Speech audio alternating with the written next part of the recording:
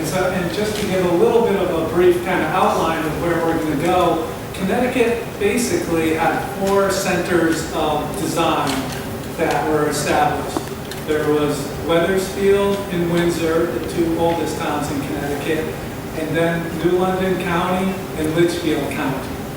And within those four main groups, you'll find different subgroups, but those were the main 4 centers, and that style kind of radiated around those centers and didn't cross over much. Like Arthur said, cabinet makers did travel and ideas did change, and this is mostly before the Revolutionary War, where we were kind of strictly guided by regionalism.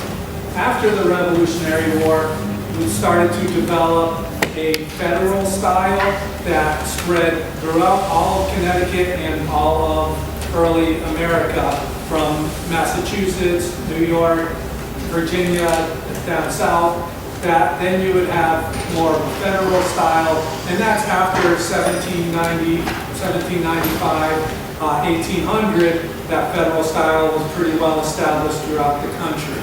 So prior to the Revolutionary War particularly, there was this real focus on individuality and independence, and every community really was independent of the next community.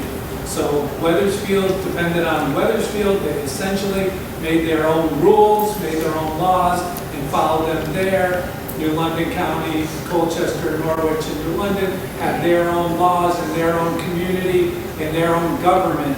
So the state government within Connecticut was kind of a loose organization. The real power and the real community was in each little area.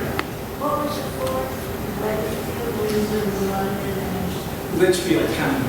Wethersfield, Windsor, New London County, and Litchfield County. So, for those people who come often, you probably know by now that Kevin and I, we don't plan for this really. We just wing it. This is totally spontaneous. So I'm going to throw a little wrench into the works right now and watch Kevin freak. So this highboy, which is probably the earliest piece that we're going to speak about this afternoon, is highboy, high chest, they call them, highboy, came actually from Wethersfield, Newington area, maybe Middletown. We think that this highboy could be one of the finest Connecticut high chests ever designed and ever made. It is exquisite in every proportion, in every detail. In fact, we had a competitor many years ago by the name of John Walton, who was one of the great dealers. He declared this highboy as the best Connecticut highboy he ever saw. And he was really one of the very, very top dealers in the country at the time. He was a very tough competitor. And he owned this at one time, and we owned this one time, and we have now got it back again. So here, when you have an opportunity to really come up and look at it, the legs are absolutely exquisite.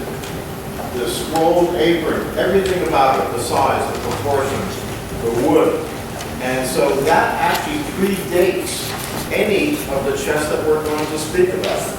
So we could even decide to speak about that, but if we're going to do it in chronological order, it makes sense to start with this highboy.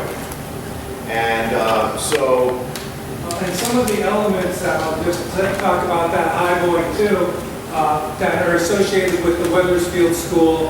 And if we just saw the top of that highboy in a dark room and could only feel the drawers, that drawer arrangement with the carved fan in the center, with the 2 small drawers on either side, that is right out of Wethersfield.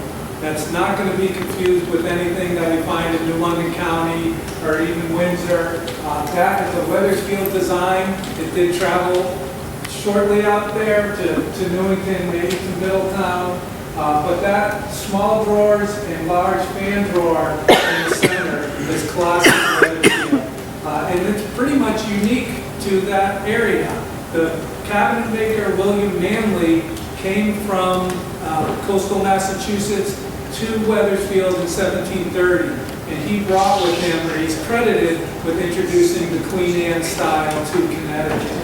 And it's very likely that him or someone, one of his apprentices, developed that style of drawer arrangement that were very particular to Wethersfield. Constructed out of cherry primary wood with eastern white pine secondary wood. Very Wethersfield. They used a lot of cherry there. Rarely will you find a maple or a mahogany one in that Wethersfield design. That was